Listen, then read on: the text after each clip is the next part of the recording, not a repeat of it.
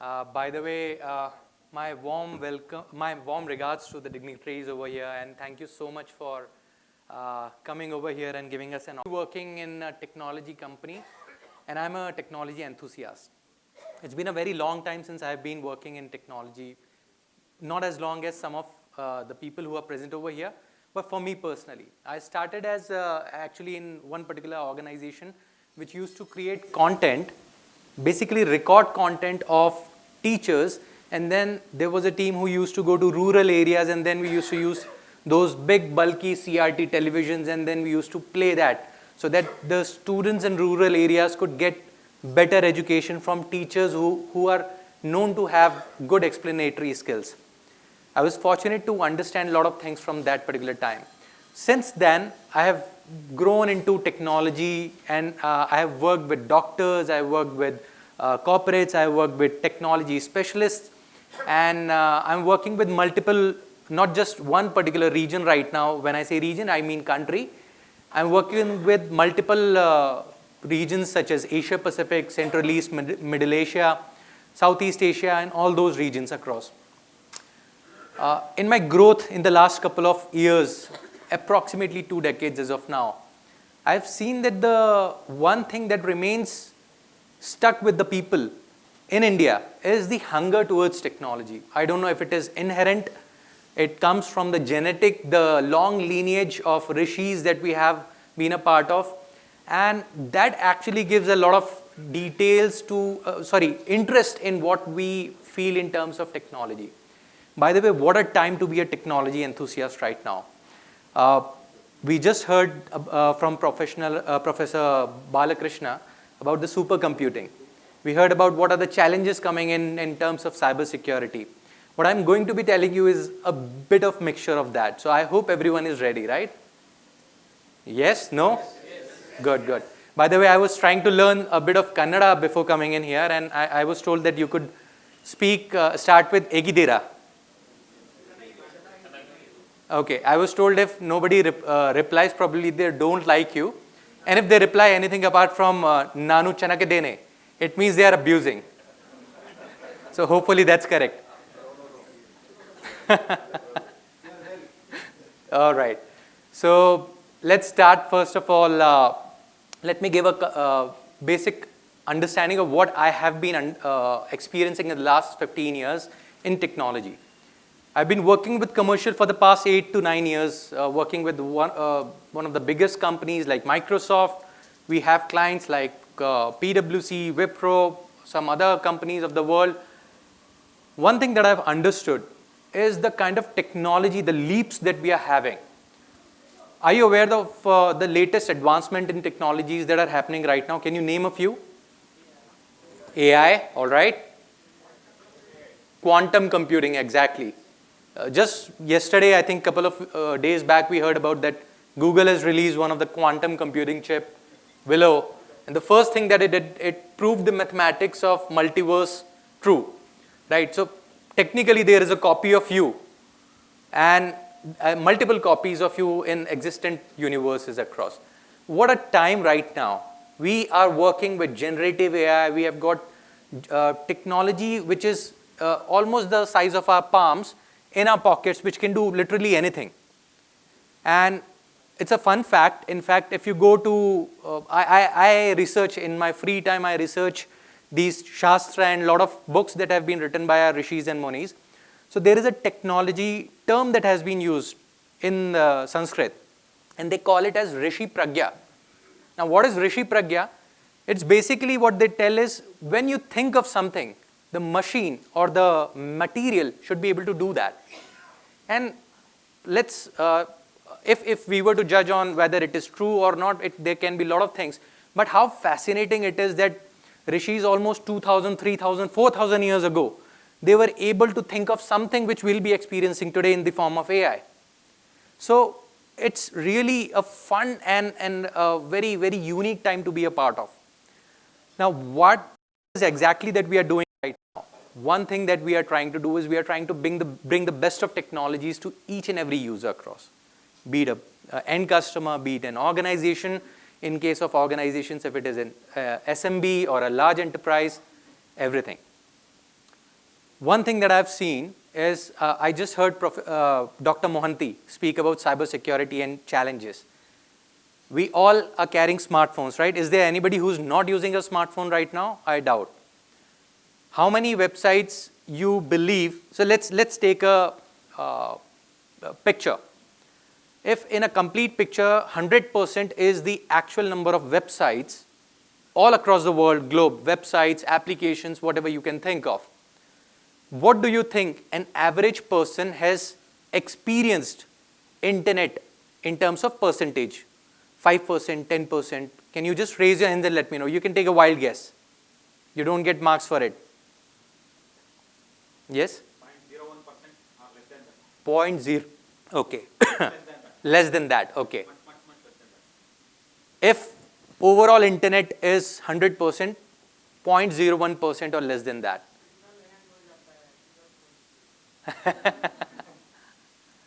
Any other numbers that you can think of? In percentage? 1 of a million. So probably even the same number, 0.01% something. Exactly. So I want to tell you one thing. I asked the same question to the audience 6 years back. By that time, the number was less than 3%. Less than 3%, okay, 6 years back. But right now, the technology has grown that fast, and because of AI incoming, a lot of technologies coming in. The number is 7 times 0 and 1. 0.7 zeros and 1. This is the kind of websites you will ever experience in your lifetime. Think of all the social media that you are accessing. Think of all the content that you are accessing. It is still not going to complete 1%. And it is in fact going to reduce further because we have got technologies like bots, artificial intelligence, all those things. So this number is in fact going to reduce further. It's not going to increase. Now what this means for each and every one of us, the businesses that we are a part of, the people whom we are connected to. You know, the best spy device in the world right now is in your pockets, your smartphone. The best spy device. It has got all the biometric sensors, fingerprint, facial recognition, all the gyroscope and all the meters. And the best part, you are paying for it. You are getting it connected to the internet. So what does a cyber threat actor requires? He just needs to send a malware. This is a free thing. How many of you have received a mail from Nigerian prince stuck in an airport? And how many of you have received a voice message from Amitabh Bachchan saying you have been selected for Kaun Banega Crorepati? Every one of us, right? Almost everyone. And now, how many of you are receiving calls from IAS or an IPS officer saying that your child has been arrested for XYZ reason? I've experienced that. Digital arrest, right? Now, unfortunately, this is the part of the world we are in. Exactly. So I was actually traveling to Singapore and it was a 6-hour flight. My father gets a call saying your son has been arrested. And he went into a complete panic. I don't want to tell what happened, but once I came back, I told him, you are the father of a technology expert. How can you do this? But unfortunately, this is what happens. So what is it that can be done? What is it that we are trying to do? First of all, we try to educate people. Moving forward is the right thing to do. Windows 10, I think some of the people, they love the previous platforms, but we go back and tell Windows 10 end of support is near, almost a year back. But the reason we talk to them about is because the businesses, they actually take a lot of time to move forward. Do you know what are the top 10 passwords in India? Take a wild guess again. Yes, admin is the first top password.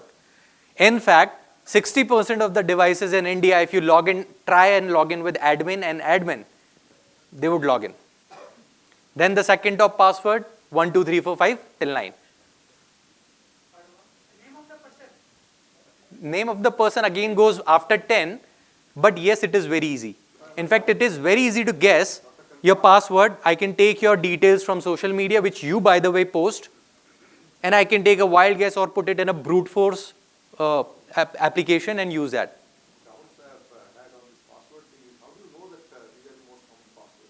So there is a list being published across. Yeah. Yes. So basically there are surveyor agencies like Forrester and Gartner. So they do these surveys. So they basically check, yes, they do. So there, and in fact, there you can go on internet and check the top 10 passwords are hilarious. Om Sai Ram, Jai Mata Di. These are the passwords that we use. Exactly, there is a complete list across that gets maybe less than $1. You can download all of these things. So unfortunately, we are a part of this world. And whether you want to grow or not, the world over here will be actually taking care. So a typical organization takes about 1 year to migrate. So what we say is if you are trying to migrate, it is less than a year for the Windows 10 US. First, make your platform stronger. Do not fall for things like free software, gifts that you can do with particular things. Do not click on unknown links or unknown files. Do not respond to mails or messages or SMSs that you receive. And obviously, first thing is data privacy is one of the most important things in today's world. Data is the new oil. Now, why I'm talking about data, digital privacy, all of these things, because platform is the one that takes care of all of these things. So what we have seen is the newer devices, the advancements in technologies, the silicon partners, they are doing amazing work. We are privy to some of the work that the silicon partners like AMD, NVIDIA, Intel, they are doing right now. And what they have been able to do is they have been able to increase the performance of the devices that you are using to a significant level. I'm not going to go into the numbers, but what I want to tell is because of taking stronger stances along with the devices, you will see the modern devices reduce security incidents by up to 58%. That's a big thing. Now, when I talk about what is exactly the, the security parameters. So first thing is all the modern devices comes bundled with what you call as TPM 2.0. Now, what is TPM 2.0? It's called Trusted Platform Module and second version of that. Now, what does it do? Earlier, all your encryption keys, all your tokens, everything used to get stored on the hard disk drive or RAM. Now, it has been actually transferred to a secure encrypted chip which cannot be tampered with. If it is tampered, the device will collapse. So, even if your device is stolen, the chances of getting the encrypted data becomes very, very less. I'll not say zero, because there is no technology which can claim itself to be 100% secure. TPM is a hardware basically. Yes, it's a hardware physical chip, right? So that physical chip ensures that this secured data like encryption keys, they are not stored on the solid state disk or the hard disk drive. So these are some of the important things. Now again so this is just security part. We are also working in terms of the AI. And artificial intelligence has been in vogue for last 40, 50 years. It was coined in, I think, 1969, if I'm correct, probably around that time. But what is driving AI right now is the generative AI technology. How many of you have used generative AI till now? Very few? Or you are just not able to raise your hands as of now, you are typing something. All right. If you have not, I recommend you try and experience at least once. It is phenomenal. I'll give you an example what it can do. But the important thing to understand is it is going to be the future. Now, somewhat like computers, when computers were launched, people thought that, oh, we'll lose our jobs, computers will take over. But what it has done is a single computer and an internet connection has created a lot of opportunities. Now we are seeing jobs that people were not able to think of. Think of influencer marketing for that particular reason. Think of content creators. Think of people who are actually doing surveys. I just gave you an example of survey. Were you at particular hour times when we were studying, did you think that we were able to get jobs like influencer marketing? No, absolutely not. In fact, there have been claims from industry leaders that the students are learning right now and they are learning what is not going to be used and they'll be doing jobs which is not being taught right now in the schools and colleges as of now. So how do we prepare for it? We adopt the technology as soon as it comes. India is right now third in preparing the thesis research papers of AI. The first is China, second is US, and third is India. And that is what you can see in terms of how we are actually working across. Now I'll quickly move across and I'll show you what Copilot plus PC is the latest what we are working with. Audio?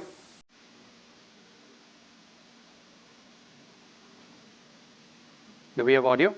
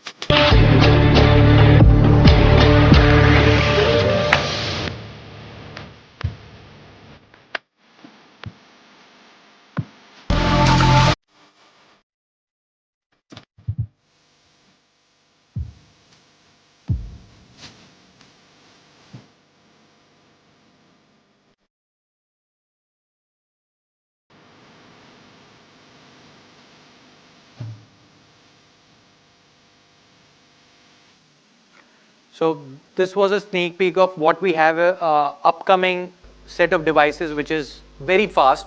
We have got NPUs built in now. So you might have heard about CPU, GPU. Now we have got neural processing unit. Now what is a neural processing unit? So Professor Balkrishna actually spoke about GPUs and NPUs, AI basically, right? So there was a supercomputer in 1980s. It was called as Cray-2. The supercomputing, the capability of that supercomputer was less than 2 gigaflops. We have got PCs now, customer and user PCs, which are actually 11 gigaflops now. Although it's not supercomputer, but it's faster than the supercomputers 30, 40 years back. And that is what your Copilot plus PCs are. Now I'll quickly show you what are the kind of things that can be done with the help of these kind of devices so that all of you can understand. So one is the AI, built-in AI that comes bundled with it. Now why we are talking about AI right now and what is the benefit of having an on-device AI like Copilot. Now Copilot basically will not use your data to enhance its search. Basically, it will not use your searches to train its model. That is what Copilot actually commits, and that's what we call as responsible AI in Microsoft. So that is first thing compared to other models which will use your searches and your data to enhance their training, their LLMs. I'll quickly show you one demo around how AI works. So here is a Copilot. Okay, now what it does, I can either write or I can talk to it. There are already a couple of options that are given. These are, by the way, on devices. Okay, so what I can simply do is, so I've got an Excel file in front of me. Over here you can see there are a couple of numbers in front of me. Now, is it not playing? Can you just click? No, not there. Should be a video, just click on there, yeah. So unfortunately this is called as Murphy's Law in technology terms. If something can go wrong, it will. So by the way, this is a quick demo I wanted to show you. So what it does is, here is a data, and rather than learning about the formulas of Microsoft, Excel and all those things, I can simply ask it, which particular product has the highest rating? Sort the products in the rating format and it automatically does that. Yeah, it works now. So over here you can see that there are sales and ratings for each and every product. Okay. Now what I simply need to do is I need to select the data. There are two options on the top right hand corner, Analyze and Copilot. I can click on Analyze so that the data is understood, what kind of raw data it is. And then what I can do is, yeah, so this is the kind of data I have. Simple things that an SMB on a day-to-day basis deals with. When I click on Analyze now, I have got certain suggestions that I might like to use. Okay, now if you see, it has already made a sense of the data. Pivot, all the different sheets, everything is done automatically. If I don't want that, I can actually type in and talk to it like a person. Provide a pie chart of the yearly ratings of the particular products that are in this sheet. And once I click, it will automatically try to make sense of the data. And you can see it will generate. Right now, what it does is, it will take any data, be it rough, fair, in an Excel file, whatever you have. And then if I click, it will automatically create a pie chart without you having to do anything. So this is the power of artificial intelligence. Now, where is this useful? So the first thing it is useful is in with the untrained staff. The manpower which doesn't know, and they have a very, very high learning curve. In that particular manner, these things can work phenomenally well. So this is end user AI that we are offering along with the newer generation devices. And I'll be happy to talk about these any particular point of time. I'll quickly show you one more thing. Yeah. So we have got a calculator as well. Now what this does is it tells you the kind of direct and indirect cost. Now what are direct costs? If you are using a device and it gets probably slow, if it is being used up for some other reasons, there are direct and indirect costs that can be calculated across. There is a quick snapshot that you can take, QR code that you can use. This is prepared by Forrester, just to remind you. And Forrester basically tells that by using technologies like AI, modern devices, what is the kind of money that can be saved by an organization in India. So you can put in all the factors like how many people you have, how many devices you have. If you want to understand, it also gives you a detailed result, a complete breakdown of the financials like net profit value, net present value, what are the direct costs, indirect costs that your accounts team will love. So this is it from my end. In case if you have any questions, I'd love to take those across. Do you have any questions around? I would love to have shown you more, but because of the time limit, I think I've already crossed the 15-minute, and I'm really looking forward to have one-on-one conversations with all of you. So with that, I thank all of you and thank all the dignitaries. And in case if you have any questions, I'll be over here. Thank you so much.